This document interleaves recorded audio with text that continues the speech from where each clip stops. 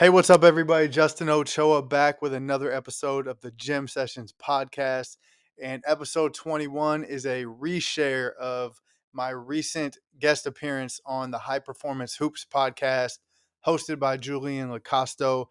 I was super excited for how this episode turned out.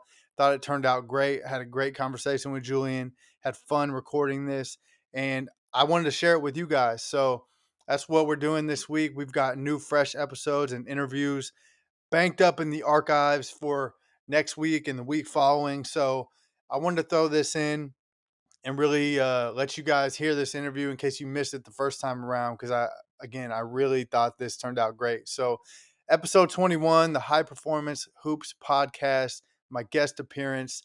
We'll be back next week with new, fresh content, but I hope you guys enjoy, and thank you so much for tuning in.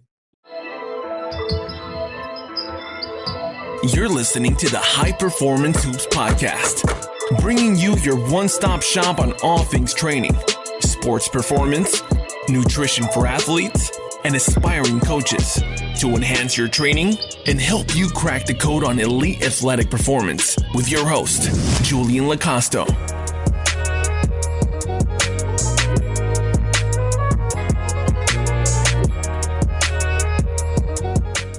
What up, fellow Hoopers, basketball enthusiasts, and coaches out there? Welcome to episode 7 of season 2 of the High Performance Hoops podcast, brought to you by Challenger Strength. I am your host, as always, Julian Lo Casto. If you're new here, guys, hit that subscribe button. If you've been here before, throw us a rate, review, and subscribe. It really helps the show get out there, guys. And, thank you for all of those that have been tuning in so far. It's really amazing what we've been able to do in just 22 short episodes.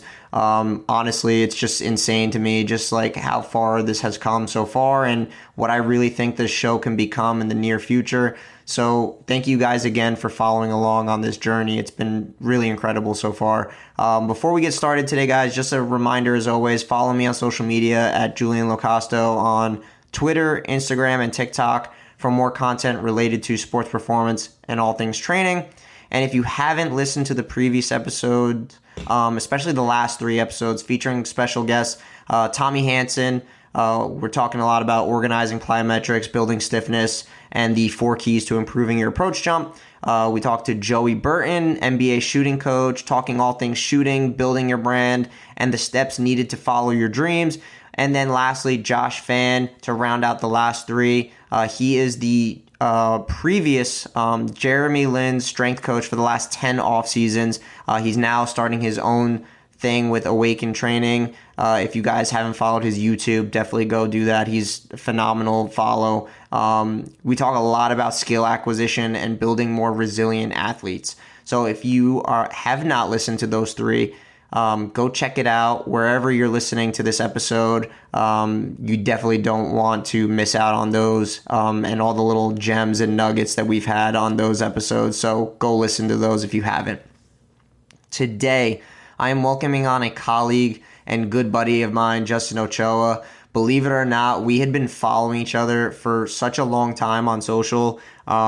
He was actually one of the first guys that I followed in this industry on Twitter, and I just immediately resonated with his content and just what he does, just because I was kind of in a similar boat when I first started. We come from very humble beginnings and similar paths to how we got into the industry. He's the owner and head trainer at Pace Fit Academy. And, he's worked with tons of athletes of all levels, including overseas professionals and way more in terms of basketball. So, guys, you're definitely not going to want to miss this. We talk about becoming a hybrid coach, basically not being confined to one particular lane in terms of training and sports performance. And then we talk a lot about operating in the gray area, basically blending skill and performance training. So you're definitely going to want to get your notebooks out for this one, guys. So I'm not going to keep you too much longer. Let's get to this episode with Justin Ochoa. What up, everybody? I want to take the time right now to welcome on owner and head trainer of Pace Fit Academy, Justin Ochoa. How are we doing today, man? Thank you for coming on the show. I'm good, man. How you doing? Thanks for having me. Yeah, man. Appreciate you. Now, I know you have a pretty unique story in how you got into the industry. Like myself, very unconventional. So please take a moment to share your journey and how you got to where you are today. Yeah, definitely unconventional route, I would say. It's kind of like the typical story up to a certain point where, every strength coach or performance coach kind of started their journey due to a failed athletic career or, sports not going the way that they wanted it to for them. And I'm no different.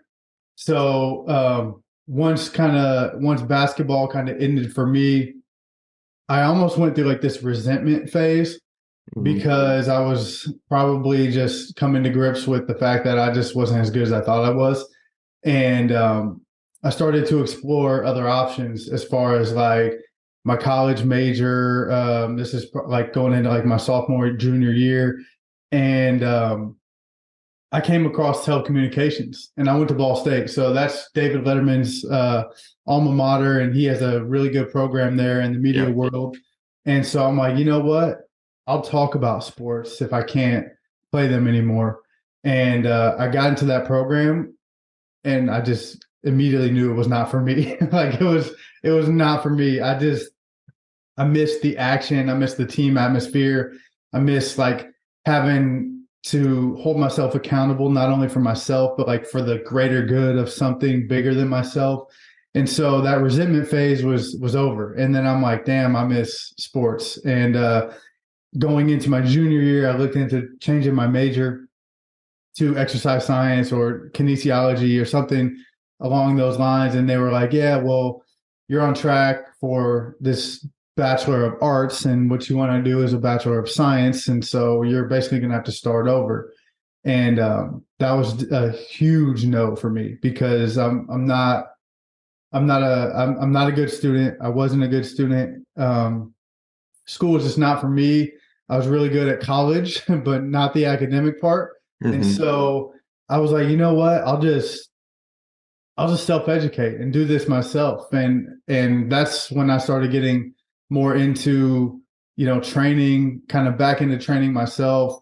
I got immediately back into coaching basketball, training guys on the court, just reading the type of stuff that was popular at the time, like Mike Robertson, Eric Cressy, Joe DeFranco, Tony Gentilcore, trying to think of some names, Mike Boyle, all those guys that were kind of like ahead of their times back then, putting Yeah. out resources. That's who educated me. And then so I started to get certifications as I was finishing up college, going through like the NASM and the NSCA and all the different avenues that you can do to kind of get your education. And I graduated with a telecommunications degree and took a job at a radio station right out of college and immediately started my training career on the side. So before and after work, I was training people. I go to my 9 to 5, get through that, and then go back to the gym, train other people. I did that for about a year until I was able to take the leap of faith and just go full time with it. So that's kind of the condensed version. There's a lot of ups and downs along that. Obviously, probably more downs than ups, but it gave me kind of the rugged background that I needed to be like, okay, is this something I really want to do? Because if it wasn't, when it got hard, I would have quit. And I found out very quickly that this was kind of like my calling, my purpose, and it helped me really, you know, make sure that I was in it for the right reasons. And ever since then, since 2012, man, we've been going hard. Yeah, man, that's great. I mean, I share a very similar story, so your story resonates with me very well. So, I guess my next follow-up to that would be, what was the biggest challenge that you went through early on when you were still kind of working at that radio station and trying to get to the point where you could go full time with your career? What was like the biggest challenge during that point? Oh man, that's a really good question. I think the at the time the biggest challenge was one thing, and I'll tell you Mm. that. And then now looking at it in hindsight, I think there was probably a different challenge I didn't realize, kind of as I matured more and kind of got deeper into my career. But immediately right off the bat, the biggest challenge was money. And Mm. so I had a easy job, like 9 to 5. I was doing marketing for 3 radio stations. I was actually really good at that job that I hated, which was kind of ironic. And and I had a good salary. You know what I mean? I was 22 or 23 coming out of college, had a good salary. You know, life was pretty easy. Like if I wanted to Yep. just to accept that and just be like, yeah, this is how it's going to be. But walking away from that, you lose that stability, you lose the benefits, you lose the insurance, you lose the salary, and you basically have to eat what you kill. And so like I was a killer, you know what I mean? I was just really like hustling, trying to make my way into an industry that I felt kind of like I wasn't wanted in a Mhm. certain sense, you know what I mean? Because I didn't have that traditional background. I didn't have the resume. I didn't have the internship, the major in college. Like, so walking away from money was hard at a young age when you grew up like basically just trying to get money, trying to get to that point where Yep. you're comfortable and you're like, okay, I got it, but I'm not happy. So, now it's time to leave this. And so that was like at the time, my biggest struggle was like, okay, I'm walking away from this. It's guaranteed. All I got to do is show up and I get this money. Or I can go do my own thing, work for myself. And, if I suck at it, then I fall flat on my face and I go back to being broke. So that was a very scary moment, probably the biggest challenge. But over the years, as I've kind of like matured and realized that, money isn't everything. And even when you get money, there's like, you know, it doesn't solve any problems. It's just a tool and a resource, and you can easily Absolutely. just use that just as much as anybody else.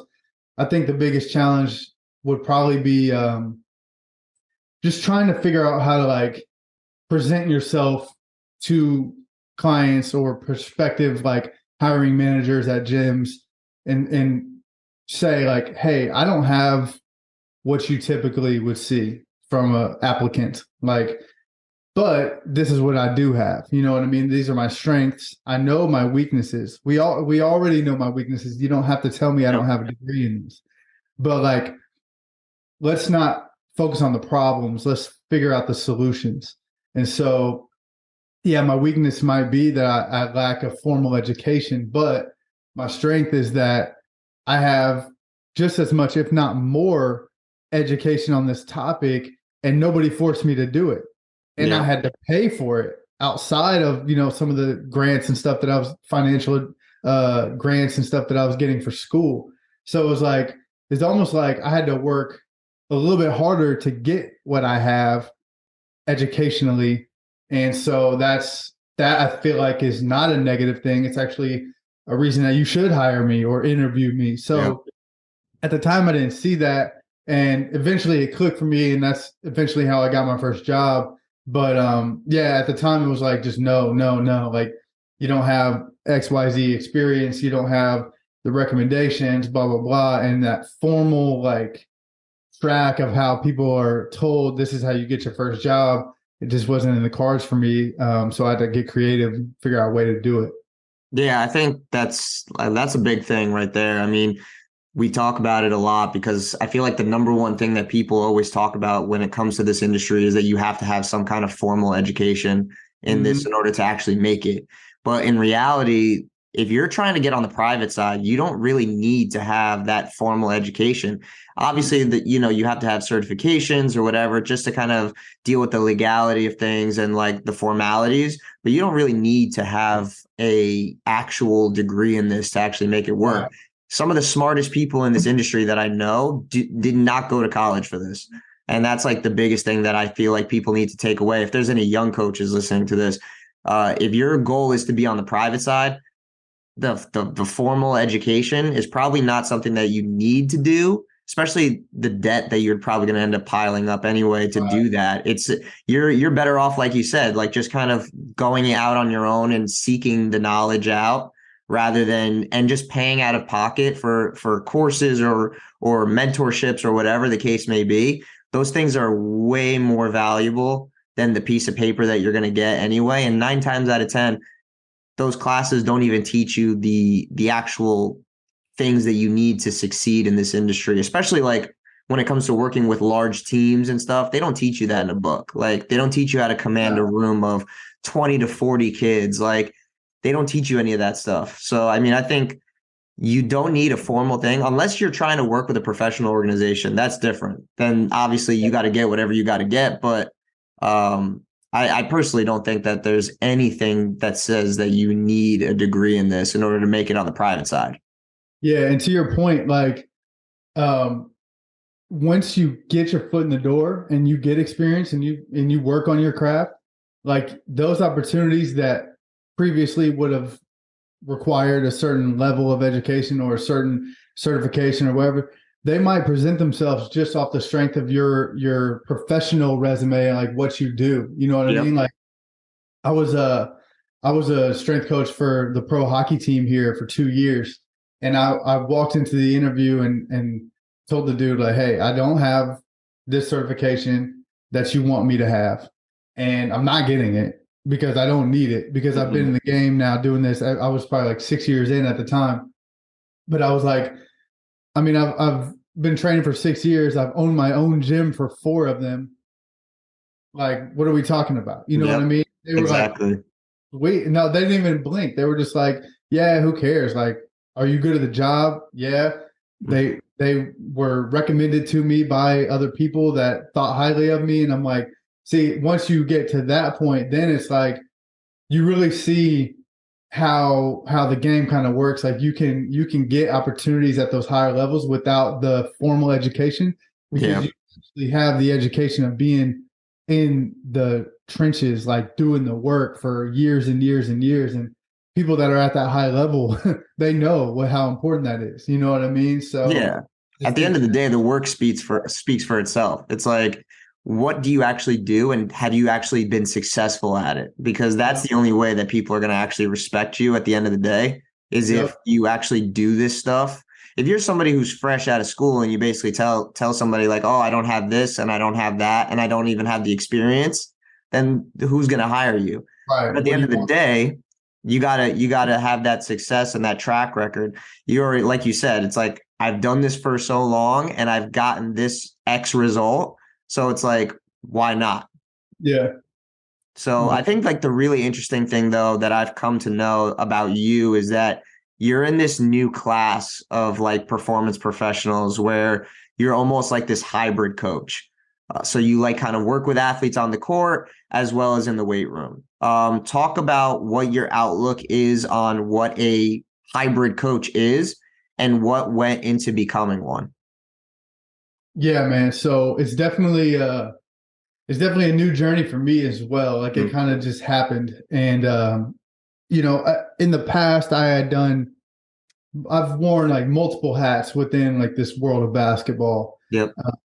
And I mentioned hockey earlier. That was kind of like a random thing, but I'm pretty much like 99% of the people that I deal with every day are basketball.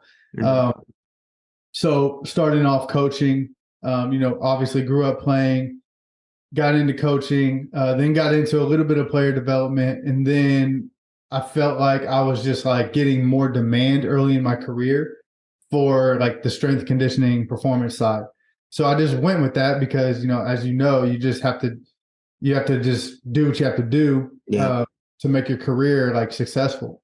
So I kind of put the basketball skill development stuff on the shelf for like 3 or 4 years. And then what was kind of like the catalyst to all this was in 2017, I got back surgery. And so, like, at that time, I was still playing on the regular, playing 2 or 3 times a week. Mm. And then I got surgery, and, that was taken away from me for about like 6 months. And as I got back into playing myself, I was like, wow, like I love this process. You know what I mean? Yep. I love going from zero to like trying to get myself back to a respectable athlete out there. And Mhm. so along the way, I started picking up clients just like organically through that. But still like I was kind of booming more on the strength conditioning side. So I never made it like a service that I would offer other than, just certain people hitting me up here and there. But it became around like 2020 going into 2021 where I just felt like I don't know, there was a void in Indianapolis of like player development that was like actually developing athleticism and some of the traits that are needed to play at a high level. So we have really good skill guys around here that I'm cool with and that I still to this day refer out to, because I don't want to interrupt people's relationships if they have athletes that we share that lift with me and train on the court with them.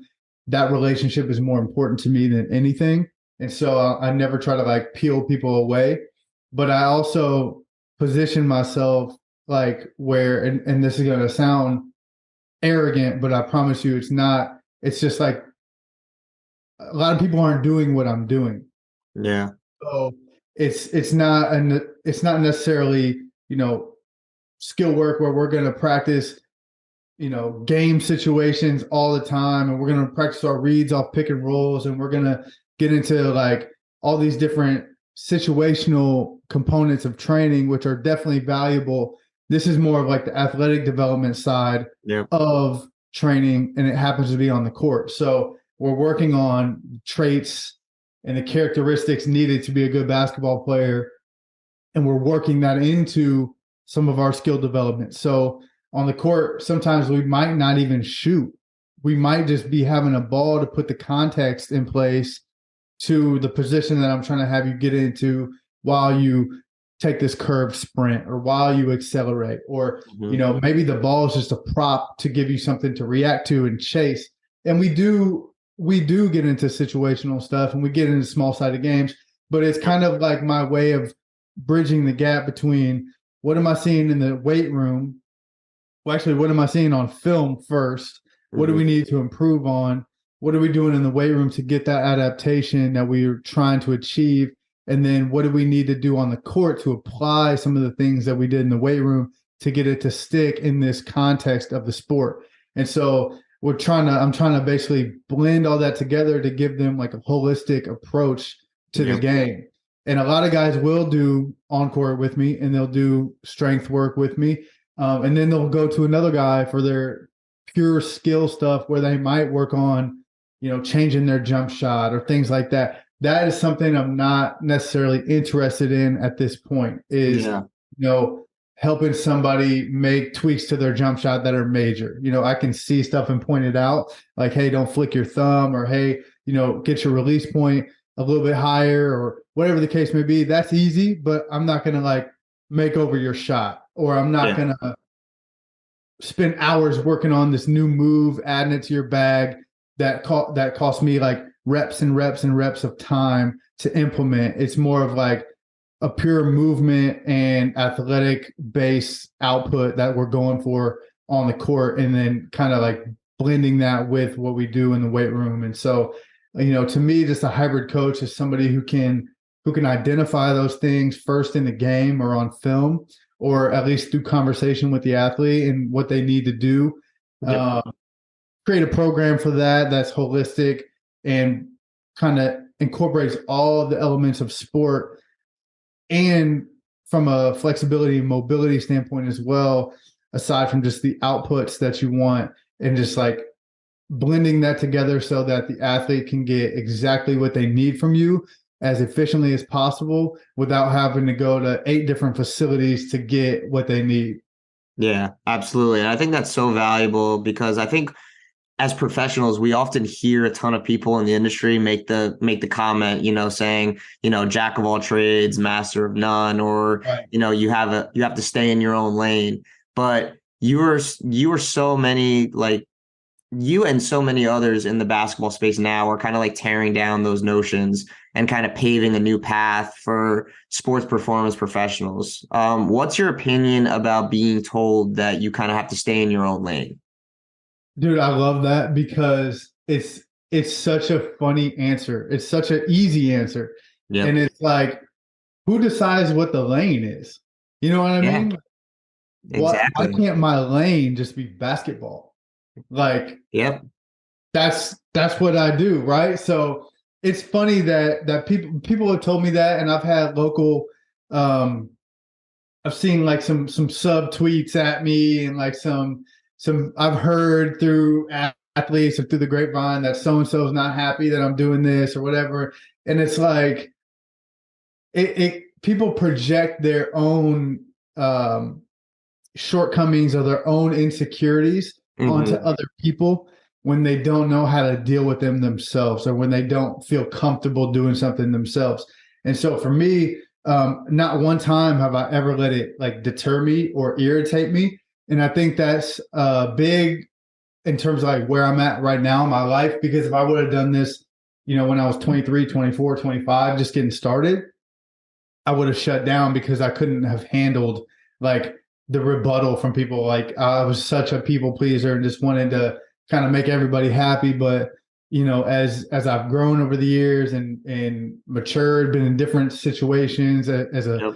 coach at the high school level, a strength coach at the pro level, private side, gym owner, dad, husband, like all these components of life have helped me realize that, as long as you understand that, you're within yourself, if you accept yourself, if you're happy with where you're at and what your purpose is, then, the outside noise means nothing.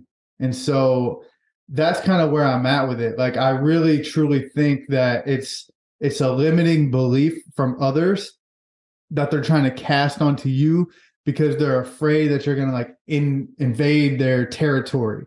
And Yep. that's another thing. It's like, we don't get to say like we own these athletes, or like that's not my guy, and you know what I mean? It's like Yep. we're trying to help someone. And if they feel like I can help them, then I'm going to do everything I can to try to help them. And if they don't, then that's fine. I would actually probably help them find somebody that might be a better fit. So for me, it just comes to, just knowing like what your purpose is, and being like truly all in and bought in on what you're trying to do and believing in yourself.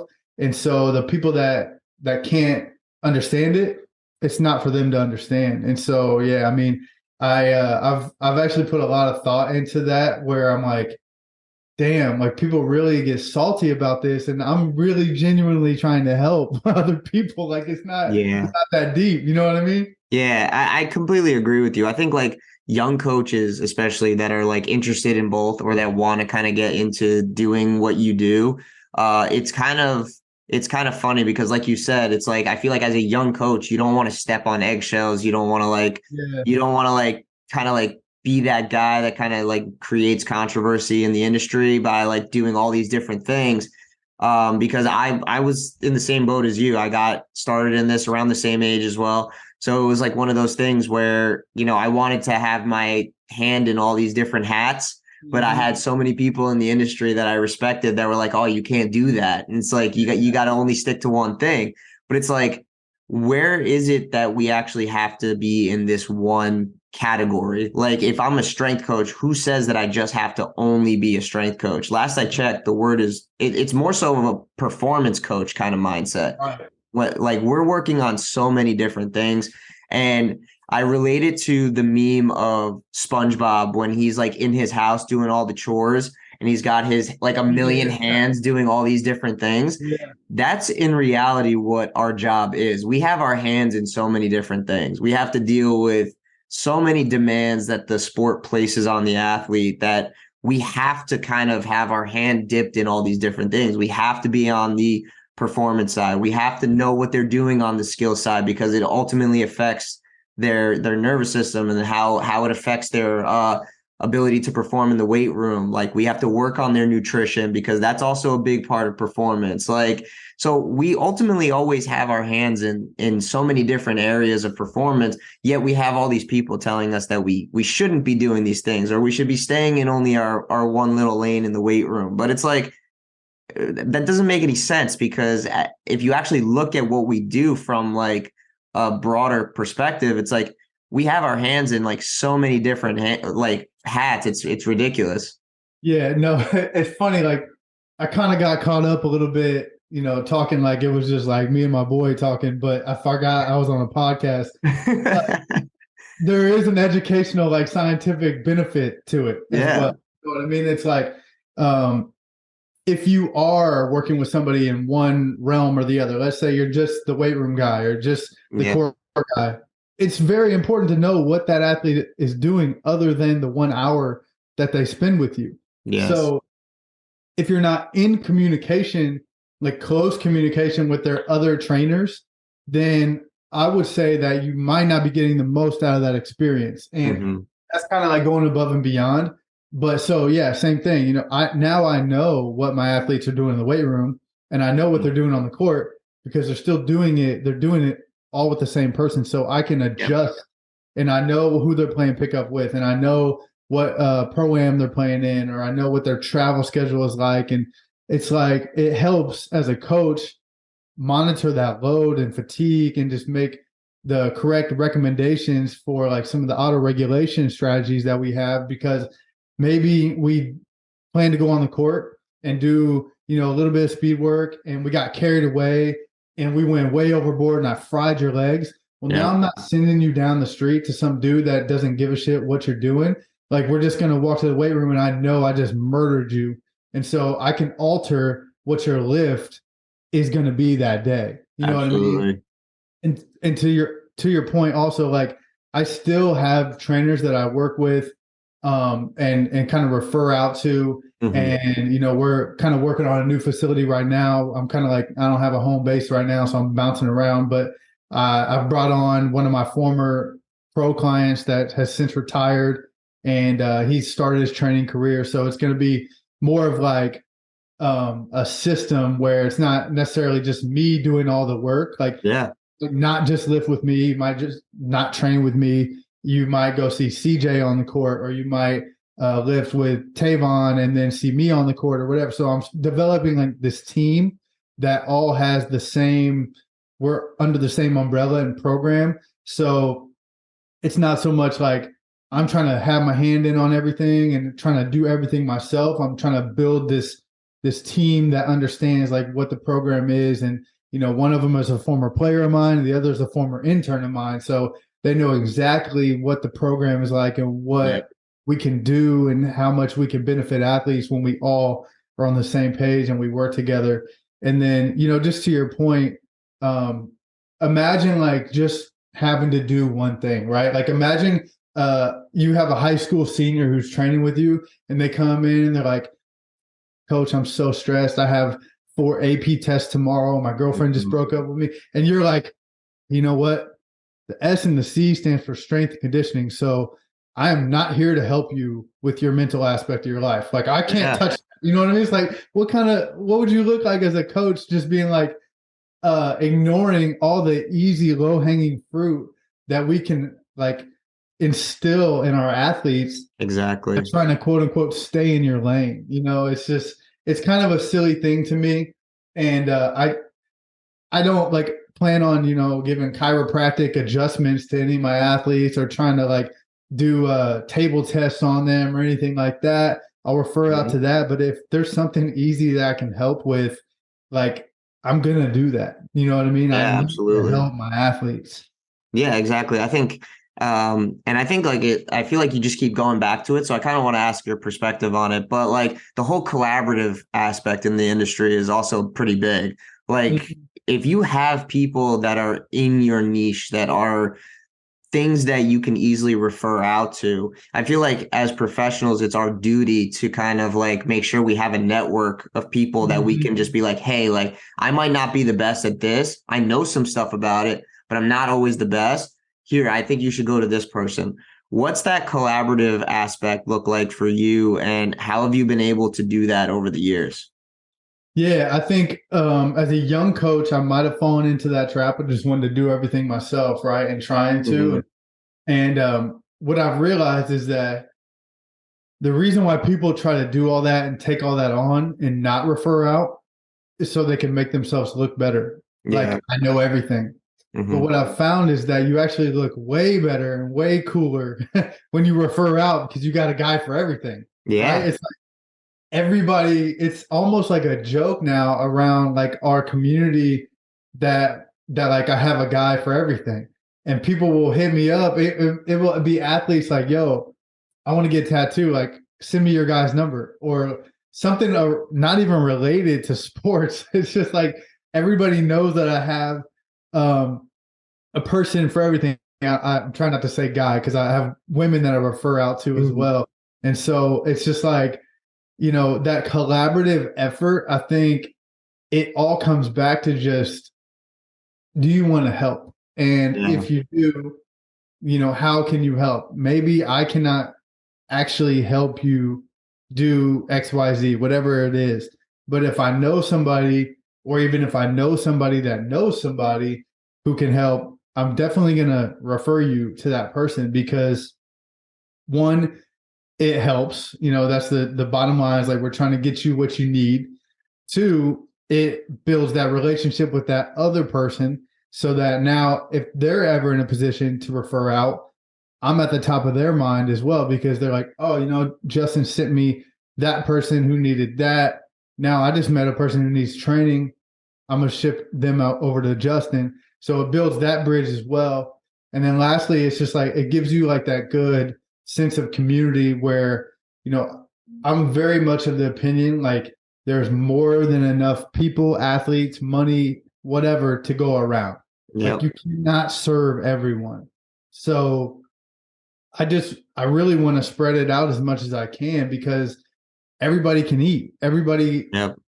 Everybody can eat. And so if you are, one of those people that just accepts that and you genuinely like give off good energy to other people, I just truly believe that it'll come back and it'll come back even stronger. And that's something I'm big on. Is just sometimes it's not even doesn't have to be a service or money or anything like that. It's just like energy that you put out. I think is always going to make a return, good or bad. So for me, I'm trying to put out as much positive energy as I can. Yeah, absolutely. I think that's really important. I think it goes back to what we were talking about before in terms of being that jack of all trades kind of guy. It's like you can definitely do that. You could definitely be that guy that kind of has their hand in every little thing. But I think, like you mentioned, it's like you look like an even better person when you Yeah. can kind of humble yourself and be like, hey, I do know this stuff. I can't help you with it, but I might not be the best person for you. So here's this recommendation. Go to this person instead. You look like a way better professional when you do that rather than just trying to be the person who tries to take on too much and do things that you can't handle. I think that goes a long way in terms of like you as a professional over time. And I think young coaches need to learn that early before they make that mistake of trying to do too much too early. And again, that doesn't go back to saying like you can't do all these things. It just means that you have to know when and where to kind of pick your spots of when to be Right. that person. Right. Yeah. There's a time and a place. I think, kind of like I mentioned earlier, technically, I probably could have done this hybrid thing like right off the bat, Mm-hmm. but I don't think I would have had the credibility in either lane to pull it off successfully. So it's about like knowing yourself, and quite honestly, I probably wasn't ready to. Like I continuously have worked on both of those crafts and trying to get better at them every single day. And I think that, kind of focusing on the strength conditioning aspect gave me a really, really good start to like build this successful program. And then so that bought me, I guess, like time, if you will, by getting those clients and developing a relationship with them and kind of like developing a reputation within the community to where now it's not like I'm just trying to sell you everything I can do. It's like people come ask what we do and then we can present that to them. And if they want to do one or the other, that's fine. If they want to do both, that's fine. It's like just come here, get what you want, get what you feel like you can benefit the most from, and I'll help you try to bridge the gap elsewhere if you want to go elsewhere for one or the other. Yeah, absolutely. And I think that's massively important. But now I want to kind of shift over to kind of like this whole operating in the gray area kind of thing. Like obviously we keep talking about the whole hybrid Mhm. coach blending skill and performance training. I've heard you talk about this gray area and kind of operating both in skill and performance. Can you give us kind of like a kind of like a definition of what skill is to you and versus what performance training is to you? Yeah, for sure. So I would say like performance is going to be like your general training to develop the qualities needed to succeed at that athletic event. You know what I mean? Mhm. And so, if you will, it's like the strength conditioning or the sports performance stuff. That's going to be how are you building the athletic qualities that you need to play your sport. Yep. And then on the skill side, you're looking at more of like the tactical and the technical things that are needed to develop those attributes of the sport. So from a technical standpoint, you're looking at kind of the qualities again that you're needed to excel at that sport, and then the tactical things you're looking at some of the IQ, some of the why behind why you're doing what you're doing. So for me, it's like if you can have a good understanding of what an athlete needs and how you can get them to improve on some of those things, then you can blur those lines and kind of like work in that gray area and get them kind of closer to what the end goal might be. Yeah. And like for you, what would the assessment process look like for a young athlete that might be working with you on both sides? Obviously, we mentioned it before. Obviously, having an athlete under one roof is pretty damn special if you have that opportunity. Mm-hmm. So, talk to us about what that process looks like for you as the professional, putting the person through both skill and performance. Yeah, so it's kind of changed over the years. It's been kind of like this ever evolving thing, and I'm probably going to add some stuff. I'm going through like this 3D maps Hmm. Gray Institute process right now, so I might implement some of that stuff in the assessment. Yep. But over the years, just like to generalize it, it's been some type of movement component, some type of movement assessment, some type of athletic component, like an output, like a vertical jump or a Yep. 10, 20-meter sprint, and then some type of like skill assessment where I might watch film, watch a game, just have a general conversation of what you need to or what I think you need to improve on in the sport. And this is like working off a perfect world scenario Yeah. uh, where I can develop both kind of aspects of the game. But I'm big on data, so I love to get baselines for all of the things that we test. Whether it's a vertical jump with an approach or non-approach, whatever. Whether it's sprint times, we have a 1080 sprint, so I'm big on just like collecting all that data, like velocity, Mhm. power, force. We have that. VBT is huge in our program, so we might do like a load velocity chart for somebody who needs to get stronger, so we can make like more precise recommendations. But that Absolutely. assessment process, I would say it's like 70-30 of this is always the things that we're gonna look at. 70% we're gonna look at these outputs, the movement, and the technical and tactical skills of the game, and then 30% might be a little bit of customization based on the person in front of me. Mhm. So I might do a little extra for a pro or a high level athlete. If it's a middle schooler, I might do none of it and just be like, yeah, you just like we all know what you need. You know what I Yep. mean? You Exactly. need some hours in the gym, like Yeah, just to exactly. You figure just it need to out. get strong. Yeah, you just need to get strong and like learn what a goblet squat is versus XYZ. So Yep. um, I've kind of like loosened up on that a little bit because I used to be like, oh no, we need to get data on everybody. And eventually we will get the data because the data is kind of part of the training as well. Like Yep. we use all the technology in training, not necessarily just to test. So we might not get it on day one, we might get it on day 5.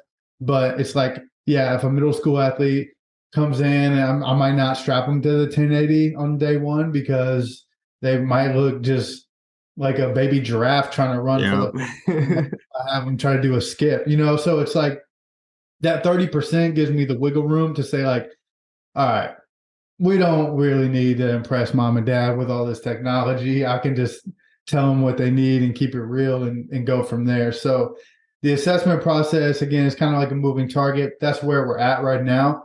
Um, in terms of retesting and kind of like going about that, I'm really, really big on like just using the training as the test. And so Hmm. it takes away all the anxiety, the false hype. It takes away all that. And you might hit a PR on a freaking normal Tuesday and just be like, oh, boom, you did it. Like there's your Yep. 40-inch shirt. You know what I mean? Like we didn't even have to like flicker the lights and bang Lil Wayne and like do all this extra Instagram stuff. Like you just hit it because you got better. Like Exactly. congratulations. So that's kind of where I'm at in terms of assessment, testing, and retesting, and trying to just help the athlete understand the process is also a big thing. Like I probably in the past made some athletes feel like shit on their assessment day. You know what I mean? Like, hey, I think you we've can't all gone through do that. this stuff. Yeah, like you suck and you're broken and you're slow and you got no bounce. Like, so I'm trying to find um like the positives Yeah. on like, okay, this is where you're at, but it's okay because the reason why you're here is XYZ. And I can help you with that, and that should get you here. So trying to like make it more positive, especially with the younger athletes. So it's not intimidating and it's not like, the comparison games can just kill an athlete's confidence. So it's more about just finding the way to keep them kind of like focused on the process and really buy into that and Yeah. make sure they know like, yo, this isn't going to be like a come three times and, you're going to see immediate results. It's like you might have to spend the summer with us and then we can really talk about where you're at. So that I would say is the biggest part of the assessment process is just like explaining the process to the Yeah. athlete. I think that's a big thing, especially because like I feel like as coaches, the big thing is we're teachers first. So like we need to be educating the athletes along the route, along this journey that they're on with us, no matter how long it is. Like it could be, Yeah, a couple months, it could be a year, it could be a couple years. We have to be explaining to them what they're doing. Listen, they're not us. So like they don't care about the super sciencey words. But if you can explain to them in a very basic way what they're doing, why they're doing it, and ultimately what the plan is to get them to where they want to be. That's what they care about. They want to get to where they want to be. So their end goal is what's important to them. You just have to educate them as to what they're doing to get to that end goal. for sure. Yeah, it's like um you have there's so many like good like pros and cons on of social media. Mm-hmm. And I think one of the cons is that it's given like a false sense of what it takes to get Yeah. results. Because and I'm probably guilty of it or feeding into it myself, but it's like everything's like five ways to do this or the best way to do that. And it's dangerous because everybody can see that. And Yeah. so yeah, it used to be like on the private side, you would only have to hear athletes say like, well, my dad said I should do this, or my coach said I should do this. And then you could have a conversation with dad or coach, or maybe they did give some good input, some reasonable input that you're like, yeah, that's a good idea. I'll implement that. But now it's more of like, oh, I saw this on Instagram. I saw Mm-hmm. this and oh, can we do this? And I'm like, well, no, because that would be something that I would put in like this part of your program, and we're actually way over here on this part of your program, and like we can't skip those steps. You know what I mean? So I think, especially with this younger generation, that's been like one of the biggest battles is trying to not compete with social media, but just try to even educate them on, hey, if you see something you know, that looks cool or enticing and you really, really want to do it, like shoot it my way. And I might try to find a way we can implement it. But if it's not like exactly what you need, I'm not going to make you do that because that's not for you. You know what I mean? Like that's not what you need Absolutely. to your end goal. So, and honestly, man, I've probably fallen victim to that as an athlete myself. Like try some shit I saw on Instagram. And I'm like, wait, who am I? Like I'm 33 years old. I play in rec leagues now. Like I don't need to be doing all this. Like it's not that deep. So, Yeah, um, exactly. I think like that's like the big thing. like the big thing with this generation is that, we have to compete with what they're seeing online. I always Yeah. say social media is a gift and a curse because it's Yeah. like it's a gift in the sense that back then when we were coming up, like there was very little information that was out there. And if there was, we had to go to massive extremes to Hmm. find it. But Yeah. now it's like now today, it's a good thing that like listen, we can open our phones, we can type in a question and we get an answer for it. But like there's also a double-edged sword where yes, there's information that comes up, but that information might not be the best for your particular situation or where you're currently at. No, dude, it's crazy, especially like with this Twitter update now where you can Hmm. basically like buy Twitter Blue, right? And you Yep. get verified, right? Hmm. Okay, whatever. Like I don't no judgment, but you can get tricked. Like I got tricked the other day on the NBA trade deadline because a Yep. verified account was like it said that the Pacers traded Buddy Hield. And I just was scrolling. I said, oh shit, that verified account said we traded Buddy Hield. Now I tell all my group chats, like, damn, we got rid of Buddy. And then everybody's like questioning me, like, where are you seeing that? Where are you seeing that? So I had to go find the tweet and then I Yep. actually look hard and I'm like, oh man, I got tricked by a fake verified account. Like it's so Yep. bad. It's so bad. Yeah. It's like you gotta double check the source. I You always click the say verified badge and be like, okay, is this Twitter Blue? Okay, I don't know. Then this might not. It's not Woj or Shams. It's not real. that's what I was about to say. I'm like, unless it comes from Woj or Shams, I don't believe it. So Very true. that's definitely the double-edged sword that we got to deal with though. But going back to what we were saying, I don't want to get too off track. But what might be some means and methods that you use to kind of blend the two together when it comes to training? Yeah. So, you know, it really depends on obviously the athlete in front of you, but from a perfect world like general standpoint, something I'm big on is developing weaknesses, trying to turn those weaknesses into strengths, and using those strengths to help develop the weaknesses, whether it be on the court, whether it be in the weight room, whatever. So just from a general standpoint, that's kind of like my rule of thumb is what can we use that you're good at to raise everything else. So if it is somebody who's I'm trying to think of an example off the top of my head, like a real world example. Basically, somebody who's like loves the weight room, right? Like you get those guys or those Yep. girls that they just love to lift and they love to just be in the weight room, and that's I love that. You know what I mean? But that can also kind of be an obstacle for them at certain points because they might beat themselves to a pulp if they are not monitored in the weight Yep. room, or they might just like overdo it, or they might spend so much time on that side of training that they don't get enough out of the other side of training. So it's like, okay, I got an athlete that loves the weight room. How can I get their love for the weight room onto the court or in other aspects of their training?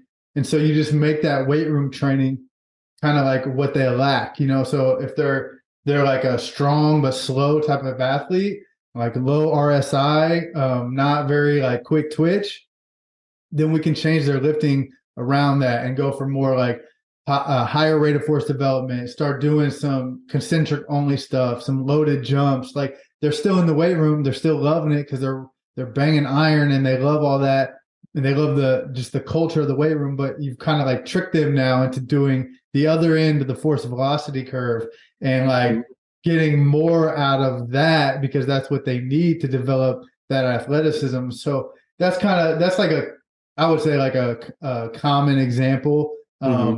in the weight room. And then on the court, same thing. You might have the guy or the girl that loves to play. Like all they want to do is just play pickup. And you're like, okay, I love pickup. You get a lot out of pickup, but there's also a high risk in pickup because it can get sloppy really quick. Yep. Uh, Games mean nothing.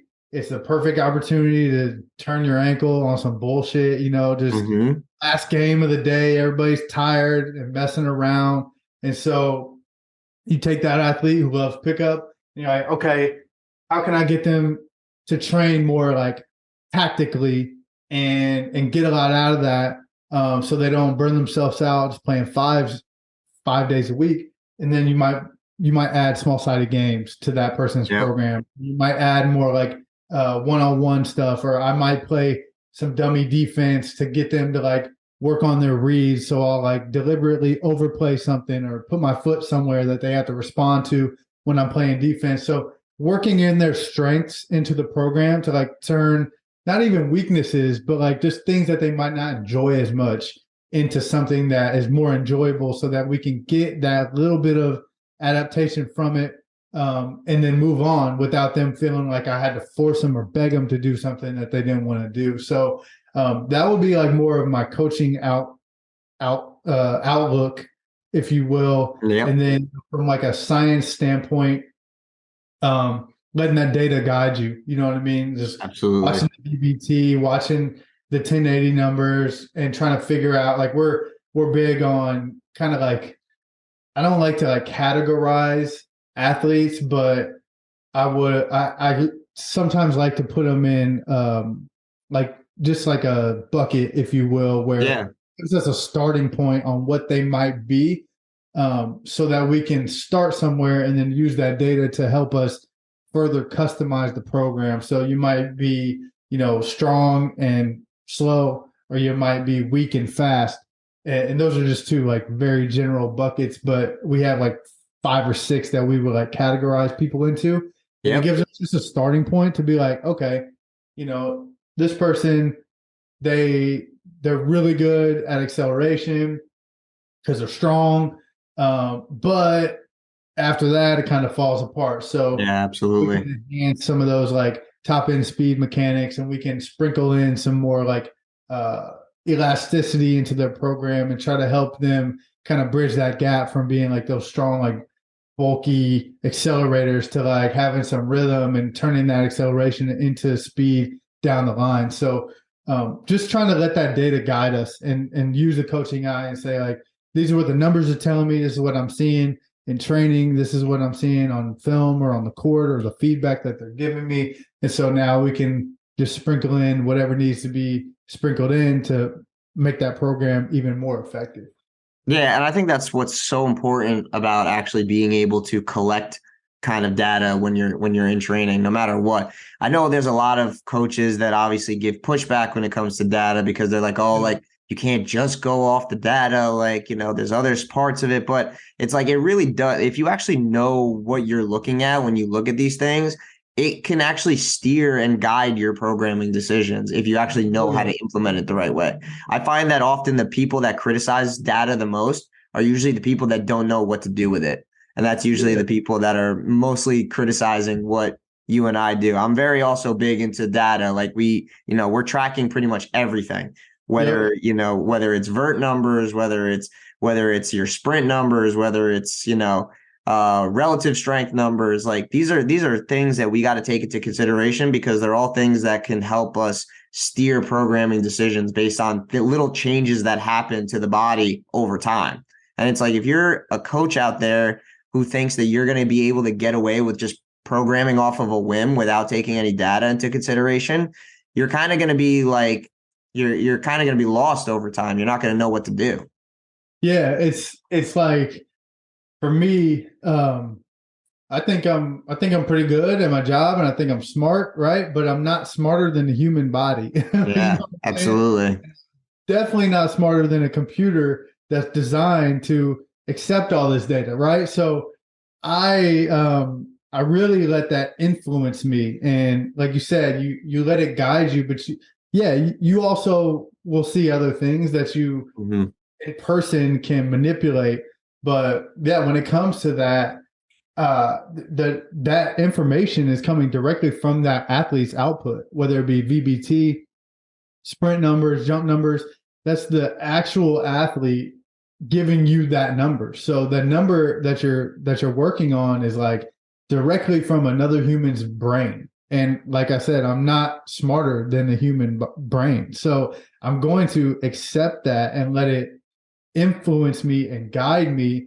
And it may not even need to influence a change but it can spark a conversation, and it can spark Absolutely.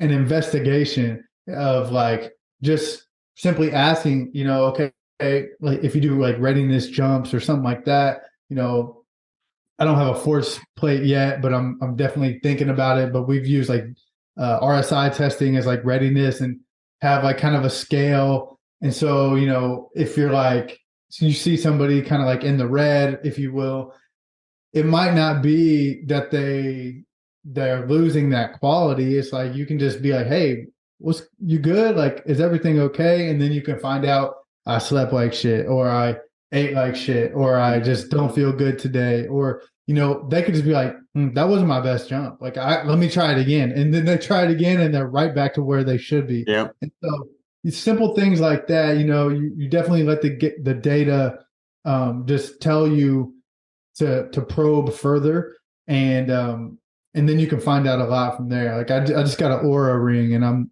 Yeah. really loving that so far, because I'm learning that the data is helpful, but there are certain days where it's going to say you aren't as ready as you were yesterday, or you're off Mhm. your average, but you also got to push through those tough days. Yeah. So that's your job as a coach to determine when that is, because if you can find out why, if somebody's boyfriend or girlfriend broke up with them, or they got an F on a test, bro, we're still training. You know what I mean? Like if you sprained your ankle, that's different. But Yep. like it's like, okay, I woke up, my readiness is 71.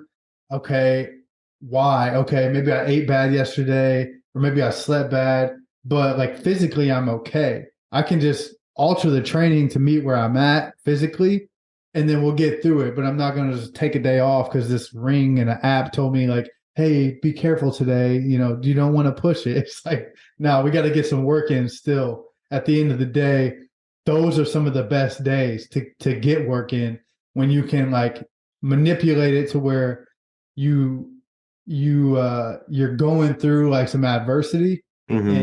train through it. You can get a lot out of those sessions. Yeah, I guess that kind of leads into like my next thought that I wanted to go into, and that's like, how do you look to manage stressors over a week to week basis with a lot of these athletes? You mentioned, doing RSI, doing readiness jumps and stuff like that. Um, what does that look like from a week to week perspective? And then also, how do you structure the weeks with these athletes in terms of if they're doing both with you, skills and whatever? How might a week look like for both a skills session and in the weight room? Got you. So, in terms of like load management, a lot of it will do. I've I used to do the readiness jumps, and then I started having a lot of issues with my just jump mat. Yeah. It was just like inconsistent, and I was like second guessing myself and my whole system. So I was just like, all right, this is too much. So I went back to just conversation and seeing where they're at, and then either knowing what they're doing on the court or asking or figuring it out. And then I really started to use like those first two sets of whatever the A is, um, Mhm. like to of the VBT, or if it's a sprint, to let that guide me as far as like what the readiness is. So it's kind of, it's not as structured as it once was. It's more intuitive now, Yeah. which I think there's definitely some benefits to. I do want to get back into probably some kind of like metric that I can implement every day, but it just became like such a thing, you know what I mean? Where it's like, all right, are we like overkill here? Are we doing too much? So that's kind of where I'm at. It's kind of still in progress, like figuring out what I want to do. It might end up being on some type of force deck, just a jump, or iso pull or something like that. But I've experimented with that over the years. I've done like grip testing, I've Yep. done jump testing, but it's actually been good for me to work on the more intuitive side too, because you can get the info from the athlete, then you can get them warmed up, then you can go into like the sprint, the jump, or the first lift of the day, whatever that case may be, and you can look at that data and just kind of like see if it coincides with like what you were already thinking was going to happen.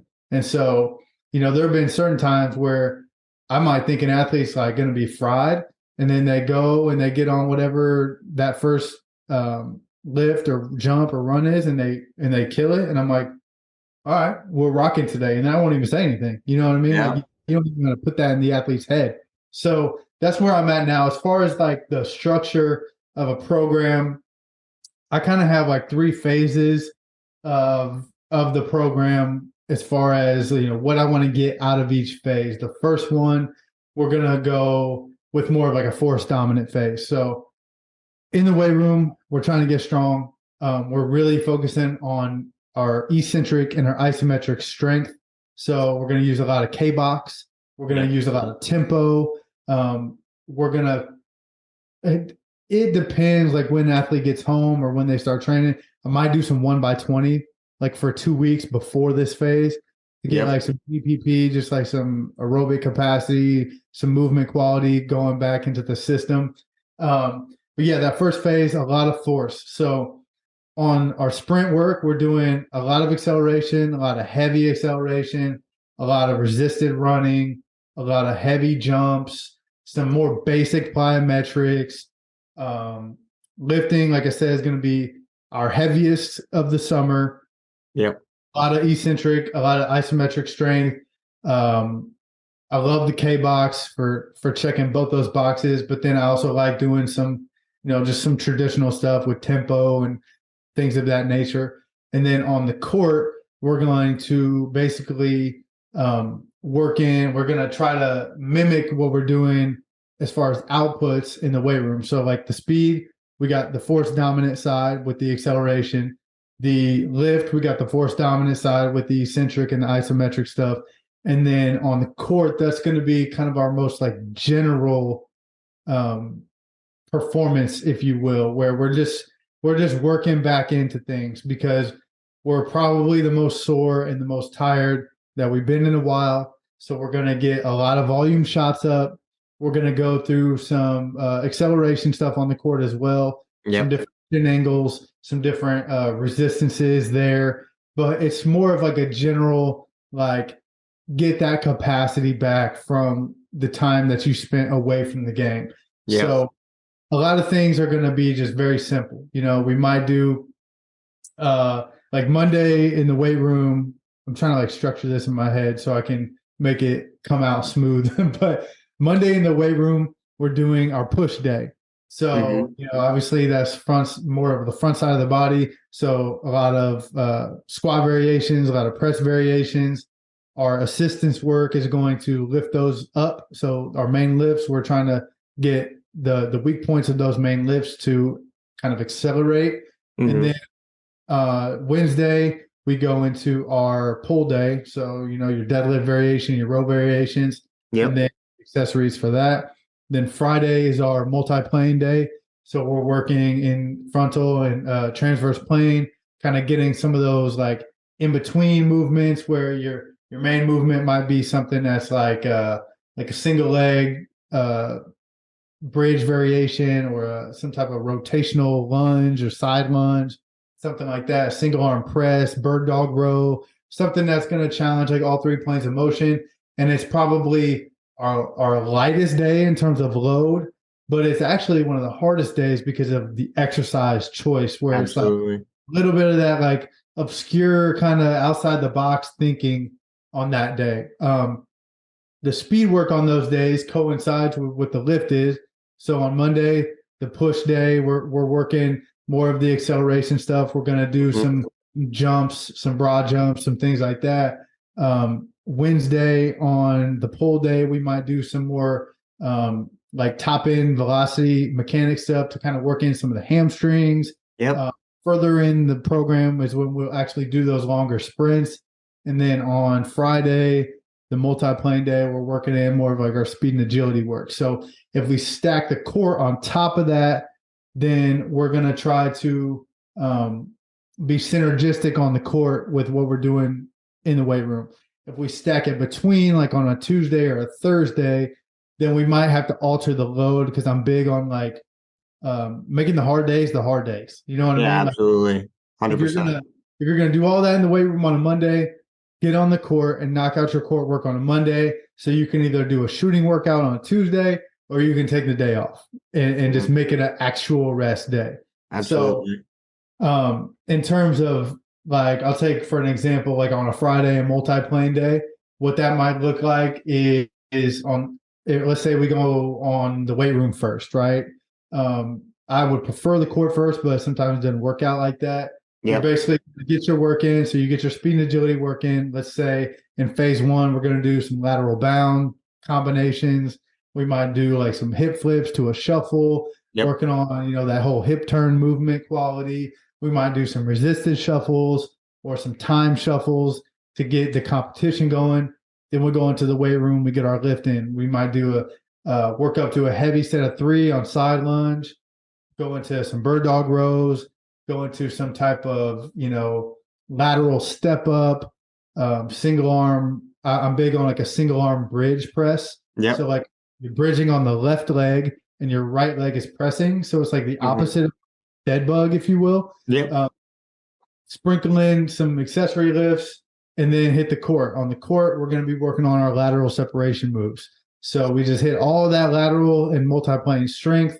Now we're going to bring it on the court. We might be doing some type of sidestep, some type of curved run, some type of like lateral separation, like a runaway or something like that out of a pick and roll read where you're just going to like kind of hold the defender off and then separate. Yep. Working some things in like that. And, I'm kind of freestyling right now, but I like to like have all this written out months in advance. So we just know what we're working on and we're getting it in and we're getting out. And then that might be that Friday. So that might be, 3 hours of work right there. It's all kind of synergistic to itself.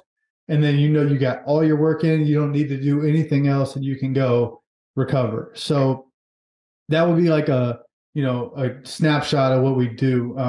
And my second phase, we're going into like more power stuff. So that first phase is more of like the force.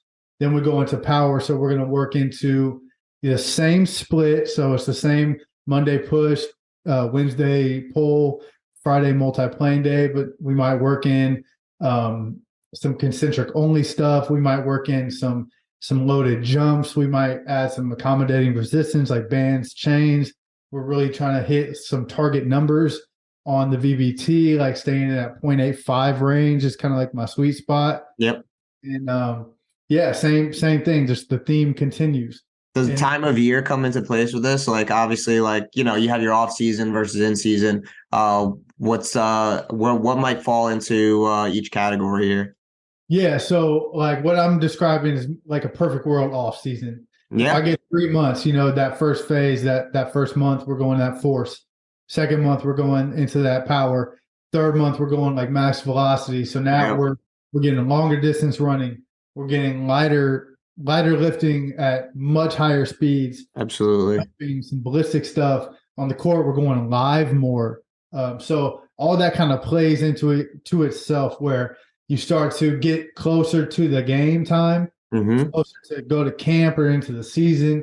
And so you're trying to mimic that, where it's like in phase one, everything's scripted. Everything's like, do this, do that. Yep. Phase two, you implement more constraints. You kind of take the brakes off a little bit and you let them explore. Phase three, on the court, you're going more live. You're going more chaotic. Your drills are more reaction based. Your speed in the weight room is like through the roof. Like you're trying to hit the highest velocities, or if you're going back to like the athlete preference, like if you got an athlete that loves the weight room, in that third phase, I might not do all this high velocity lifting. I might go to like a French contrast, right? So you're a meathead, you love to lift. All right, that's cool. Keep going heavy, but I'm going to make you do 3 jumps or plyos or sprints after, so we still get that same output, and you are happy because you're still moving heavy weight, right? So that's kind of where I'm at in the off season. In season, it's all case by case. Like I would love to be able to control more variables, obviously in season. Yeah, for sure. I spent 2 seasons on staff at a high school here called Warren Central, where I was like loving it, bro, because it was like I could control all that, and coach gave me free reign, and I knew the schedule, I knew the practice schedule. I knew I could implement lifts around that. I knew what our travel schedule would be. Like we were playing like super, super high level. We had our top player, he's at Seton Hall now, actually. So Yep. like, we're playing all these invitationals because people wanted to see him. And it was like a little mini college team. And I'm like, damn, this is like the dream. Like he would, coach, let me do whatever. And he wouldn't question it. And so, in a perfect world, that's what that looks like. But if you're on the private side and that's all you do, then you kind of just have to work around some of those outside influences, get the work in when you can. And I'm huge on in-season training, but I'm also big on. I actually just had a conversation with a parent about this, kind of bringing it full circle about our earlier conversation. It's about to be sectional time here, which is the first round of the playoffs. Yep. There's a really, really high level player, and he's trying to get in. And I told him no. I'm like, I haven't seen you all season. I don't know what you're doing. Yeah. I've never trained you before. About to go into the most important time of the year. I was like, it might actually be worse to start training right now because for sure. We're going to implement all these new variables and all these new things to you. We don't know how you're going to respond, and we don't know how that's going to influence your play. And to me, it's not worth it. You know what I mean? Like, absolutely. We'll get right after the season, but that hurt. You know what I mean? Because I'm like, I want to help, and that's my way of helping is actually like turning you away because I think it might be better for you right now to just keep doing what you're doing. So in the season, I'm big on. I try not to take new clients because I really want to know what you've been doing. Mm-hmm. If I've been doing it with you, it's easy for me to know. If it's early in the season, that's one thing. But like the later you get in the season, I feel like the more variables you change, the harder it's going to be to kind of like continue with that level of play that you've had. So in season, I'm big on train hard, train where you can. I like to match stimulus. So if you got a hard day, make it a really hard day. Don't make it a hard day and then the next day a hard day, because then you got 2 hard days in a row. Yep. Which could be a really hard day and a light day to let you recover. Then that next day is medium or whatever. But yeah, I'm big on keep what you've been doing, alter it to match like whatever the time of year is. But you got to be really careful in season because you could honestly just like you could do more damage than good. You could, it's like on the private side, it's really hard. I'll say that, and I know you know that. Is. I do know that. It's like, man, it's hard because you got all these things that you want to do, and all these plans and like the perfect program in your head, but then coach punishes the team with like 8 suicides after practice because like so and so was late and forgot their practice jersey, and you're like, damn, we were gonna like hit actually a heavy squat today because it was a great day to do that. Yeah. Now coach did that, so let's not do that because it's not because smart. We don't want to kill you now.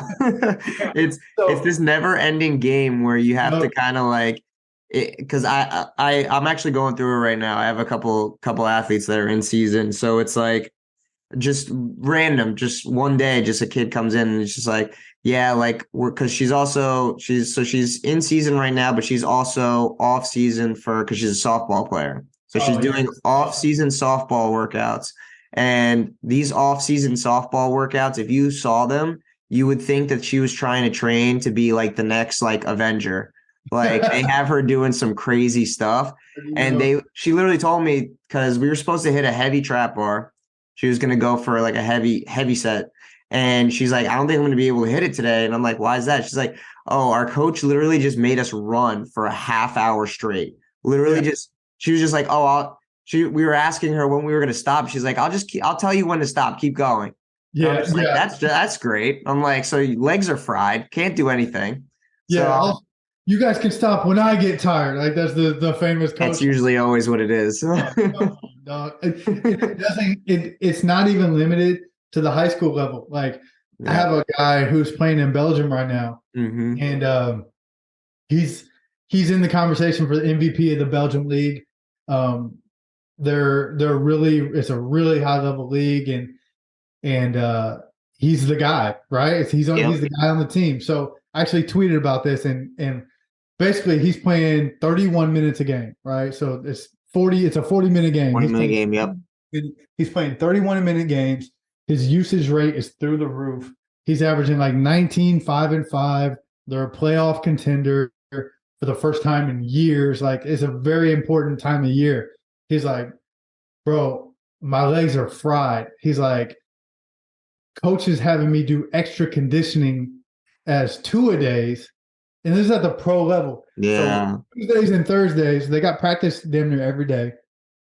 Tuesdays and Thursdays, he has to come back at night and do extra conditioning. And I'm like, he's in shape. He plays 31 minutes a game and he's killing the whole league. Like, what do you want? You know what I mean? Like, now, if you're the guy at the, that's playing left bench who never sees the floor, maybe that person needs some more conditioning, but not the guy who's playing damn near the whole game.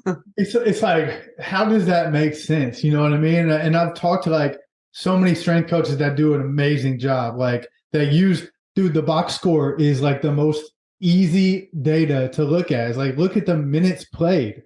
Yeah. And you'll get their load to a certain extent. Like, if you don't have Catapult or, whatever GPS system, if you don't have Force Dex, if you don't have Synergy or Huddle, look at a box score and you can get a lot of info from that. And it's like, yeah, you said you got a DNP on your team. Yeah, you should definitely get some extra conditioning in. But like, if you're playing 31 out of 40 minutes, I think you're in shape, especially if your performance is not suffering. Like, it doesn't make a lot of sense to me, but it is what it is. That's for damn sure, man. But obviously, all that's super important. If you have time, I do want to get to a little bit of a lightning round though at the end. Bro, I got time. As much time as you need. I got time. All right. Well, it's just 4 quick questions. So it's really not, you can go into as much detail or anything as possible. It could be a 1-word thing, whatever you want. First one, I know you're a little bit of a shoe head. So I want you to give me your top 5 shoes to hoop in. Ooh, that is tough. All right. This is going to be kind of crazy. Like, a lot of people are not going to know what to think about this. My number 1 shoe is called the Puma Nitro Fusion, I think. So that's what I hoop in. It's the best shoe I've ever hooped in. That's actually pretty surprising. I don't think anybody I've ever asked this question to starts with Puma.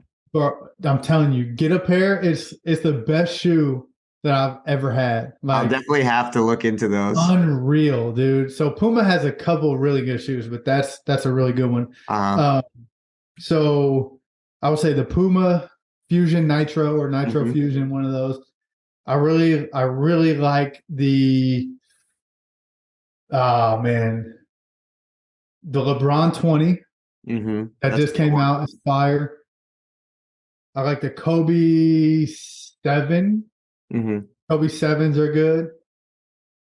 Number 4, I'll go with I'll go with the PG1. The PG1s are good. They're very underrated. Underrated. And then the 5th one, I will say the KD with the strap. I think it's the 4? Fours, yeah. The KD with the strap. So yeah, the Puma, the LeBron 20, Kobe 7 or 8 is acceptable there too. The PG1 underrated, and then the KD with the strap, whatever one that is. I like it. Very, very unconventional start to the list, but I like the rest of them. Next one, you're hitting the gym later today. What's your top artist that you're bumping to get you going? Oh, so right now I'm liking this is so bad. You know who Baby Tron is? I don't know who he is. So Baby Tron, all right. He's Detroit. He's a Detroit rapper. I don't know if you know anything about Detroit rap, but it's like either you love it or you hate it. And it's like that offbeat flow. You know what I mean? It's like second late or second early, but it slaps, and especially like when you're trying to like just get it in, like it's just good vibes. The beats are crazy. The lyrics are 5 out of 10 at best, but yeah, listen to Baby Tron. He'll get you hyped for The, sure. the vibes are what we're going for here. Yeah, So for sure. Baby Tron. So you tweeted this the other day, and I kind of gave you some slack about it. But most improved player in the league, if the season ends today, what are we going with? All right, so I'm on your show, so I gotta respect your boy from the Knicks, Brunson. Jalen Brunson, he been balling. He's So been balling, but honestly, bro, I would have to like, even though I'm an Indiana guy, right? Like yeah. Halliburton is going crazy, He but has been going nuts. I think it has to be I, I think it has to be Laurie Markkinen, dude. Yeah, Like he's been going stupid. I mean, the he's fact been that he's going, also starting in the All-Star game too, like it's yeah. crazy. He went from being like, man, like on the Bulls, I don't know what happened. Like if they just weren't Yeah, using him or whatever. I mean, he looked trash. Like he was yeah. not. He looked like a bust. Like he looked like he was going to Yeah, be like out of the league in a few years. yeah, he's cold. And so if I had a vote, I'll probably that's my vote for I sure. think Lowry. I'll give you Lowry. I'll give you Lowry. He's been balling for sure. Guy was pretty much. I thought he was going to be out of the league in the next couple of years Oh on yeah, Chicago. So like for sure. Utah completely changed his career. Like now he's looked at as a perennial All Star and even the franchise cornerstone now for Utah at Yeah, this point. hundred So percent. so I agree with you. Last one. I think this is a very controversial topic for basketball people. But LeBron just passed Kareem to make him the all-time leading scorer in NBA history. Where do you have him now in the all-time discussion, and why? Oh, this is crazy. All right, This let is me tell this you. is this is the most controversial question that anybody could get asked. But This is a backstory. All mhm, right. So I was just on a podcast with my boy Justin, mhm. he's actually a financial advisor. Yep, He has this podcast all about branding and stuff. We got into this like super like nostalgic conversation, right? Just talking about like the journey, and it was just like had me in this mindset where it was like nostalgia. hmm So he asked me my Mount Rushmore of basketball players, and I was just in that mode of like we talked a lot about me growing up and stuff. yep. And I asked him, I made it a point. I was like, is this like my favorite? And he was like, yeah. So I said MJ, Kobe, AI, and Vince Carter because that was It's a like good list. growing up, like that was my favorite players. You know what I mean? Like Yeah, those are the guys that made me love basketball. it's actually really funny that you say that because those are actually like five of my favorite players all time. Yeah. And so I felt horrible because I didn't put LeBron in. And I was like, I absolutely love LeBron. Like, I love LeBron. Like, the dude is unreal. But it was just like the conversation we were in and the vibe. The Like, I went moment. with those four. Yeah, I went with like the ones that raised me, basically. You know what I Yeah, mean? for 'Cause, like, sure. we're closer to LeBron's age. Yeah. And like those guys we grew up watching. So, anyway, with all that being said, I I will put LeBron as the greatest of all time. And Interesting. I will put him not even from like a basketball perspective, because obviously he's like top five in every statistical category that you could ever Yeah. have. He's number one in many of them. He has a lot of, I guess, negative things that somebody could say about him. Like, Yeah. everybody has a rebuttal on why LeBron's not the GOAT, right? Yep. My thing is like, I just he came in the league at 18, the most hyped player of all time. He dealt with that hype. He raised a family with that hype. He's never been in trouble. He's never had drama off the court. He's like literally like has this perfect reputation. hmm Like, and people are actively trying to find dirt on him. I'm like, you can't find it. Yep. He has excelled for 20 years at this game. He's had very few injuries like that have, debilitated his career. I think he's missed like The probably, groin injury was probably the worst one. yeah, the 90% of the injury or 90% of the games missed is probably by choice. hmm Like, I just think that no person in the sport of basketball has dominated for the amount of years that he's dominated across 3 eras of the game now, with some of the best other GOATs, if you will, in terms of like other players that he's played against. I'm perfectly fine with MJ being the GOAT. Like, I would never argue against that. I just think, man, like LeBron, what he's done, I don't think we'll ever He's see. still going. He's still And that's the going. thing. Honestly, I think he has 5 more years left. He said he wants to play till both of his boys, or at least one of them, is in the league with him. I think he has 5 more years left. And not to mention, I think 3 of those years is at this level. I think if he wanted to take a back seat, like a mentor role, like a Udonis Haslem, or like a role like that, bro might be able to get 10 more years. He could probably play on the bench somewhere for another couple of years. He could probably, like, honestly play 15 minutes a game like 5 years from now and come in and be effective. Like, I'm just like, that's a long answer, bro. But I just think, like, at this point, I think he's the greatest athlete and has done the most things for the sport. And I think he has the total package of, like, crown him as the GOAT. And I think there's an argument to be made for MJ. I don't know if it's worth my energy, bro. Like, let LeBron have it. It's a lot. I mean, listen, I completely agree with you. I'm all game for LeBron being named the GOAT. I'm all game for MJ being the GOAT. I think Michael Jordan is the best winner of all time. Like, he's the best winner. Like, he just, like, whatever. If you need a bucket, if you need the games on the line, MJ's your guy. For sure. 100% agree.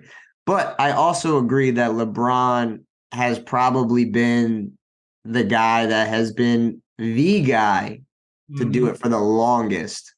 And that's something. And I actually had this argument with my business partner the other day, because he hates LeBron. He hates LeBron. And I love LeBron. So he was going in on him, and he was just like, longevity stats shouldn't count for anything. And, like, I'm like, yeah, but then Kareem wouldn't be in the discussion either, because it's like Kareem did it for like 20 plus years too. So it was just I don't know. I told him, I'm like, it's just one of those things where the guy has continued to change the narratives about him every single year. Like, a couple of years back when he was joining the Lakers, everybody was like, oh, his career is done. Like, he's washed, like this, that, and the other thing. Came in, got a championship. Like, it's just one of those things where it's like the guy's continuing to climb whatever challenge is being put in front of him. And I think just the pure longevity of him being able to do it for so long, it's like you can't deny that he's at least in that discussion. Like, he's there. I think, like, I actually just tweeted about the longevity thing. Like, people will say that's a negative, and I'm like, I think it's positive, because if you think about it, that's part of what makes you great, that you're available, take care of yourself. I think another thing that LeBron does that MJ wasn't as good at is, like, making those around him better on and off the court. Yeah. And I think there's something to be said about that. You know what I mean? Like, MJ was such a competitor that, and I would say he's definitely a higher level competitor than LeBron, like his tenacity, all that, like the grit, but that cost him some things. You know what I mean? Like, he's got legit, like, enemies and legit people that just, like, don't respect him because of how he treated people.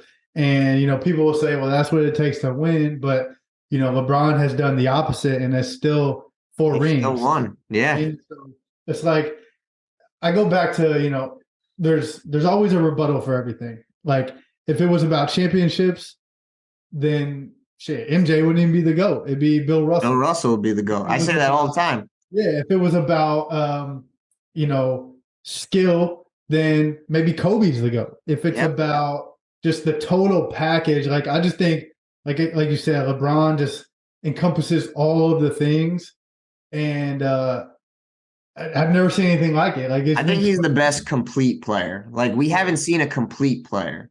I'd say the biggest thing that I think he doesn't give enough credit for is his defense over the years. Like, Mm-hmm. people don't realize that, like, he was a pretty big, like, he got snubbed a couple times early on in his career for defensive player of the year and even like all defensive teams. The guy was averaging near 2 to 3 blocks a game early on in his career, and he doesn't Yep. get any credit for being that guy who was actually an impact player on the defensive end. I think that's probably a big knack on his career because Jordan had so many accolades on that end of the ball. I just don't think he was given enough credit. I think actually Marc Gasol stole a Defensive Player of the Year award from him one year. Yeah, So and bro, you can make a case that LeBron's been the MVP for like at least 15 years out of his 20. I think they just got bored giving him the You just MVP. can't give it to the same guy every year. Like Yeah, you'll lose money and viewership and all that. Like that's another thing. He's completely changed the business of the NBA as well. for sure. And whether that's good or bad, it is what it is. Like he's changed it to the point where he's empowering players, and now we're seeing the player empowerment era, if you will. And I think it's a good thing because I think that players deserve to have control over like what they do with their body. You know what I mean? Like Absolutely. physical attributes get them paid, and they should be able to dictate how they use them. So yeah, bro, that could be a whole nother podcast. That could be. We could keep going on this one, but I really do respect either one though. Like if you say MJ, like I'm gonna be like, I think it's LeBron, but I don't really have the energy to argue with you. So you got it. You know what I mean? for sure. I agree with either one. But last closing thoughts.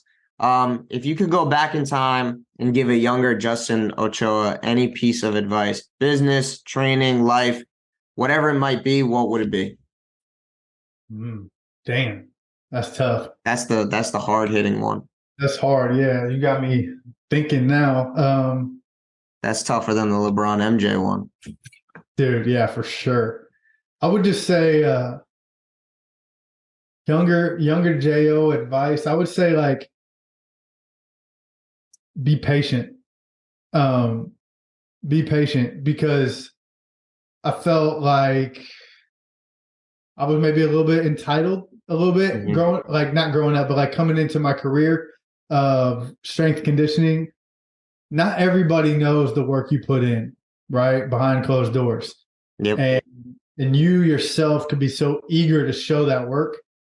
This is good for athletes too. Be patient. Like you know the work you put in. So you in your heart might feel that you're deserving of XYZ, like that should be my job, or that should be my starting position, or I should have got that award, because you know what you put in to get there. But everybody else doesn't know. And so you got to give them time to realize the work that's put in. You got to give them time to realize like what you're capable of and what your purpose is and all that stuff. So I think earlier as a young coach, I was a little frustrated because of my lack of patience, because I knew how hard I worked to get to that point, and I felt like I just deserved more and I was entitled to more. But that's actually not how it works. You're not entitled to shit. You got to earn it, and you got to take risks to get the opportunities, and you got to really like pursue your dreams. So just be patient and keep working on what you're working on, and it'll come. I love it, man. And lastly, where can everybody find you? So I'm on Instagram and Twitter at Justin Ochoa 317, and that's where I hang out, man. Like honestly, I don't do like much on Facebook. Like I'll post pictures of my kids, and like people that I don't know will tell me how cute they are. But that's basically how Facebook works. That's pretty much, yeah. Yeah, Instagram, Twitter, find me on there. You can find the podcast from there. You can definitely shoot me a DM or email, whatever. I'd love to connect with everybody and just kind of grow my network, man. So I appreciate it. Absolutely. If you guys haven't, definitely go listen to this guy's podcast, Gem Sessions. It's really great. I love it. I'm gonna get you on there soon. Absolutely. Just Gotta make it happen. Just run it back, just end recording, and then we'll just and just let it go. All right. Yeah, man. But thank you again for coming on the show. Really appreciate your time. I know your time is valuable, so thank you again for blessing us today. Man, thank you so much for having me. This was fun.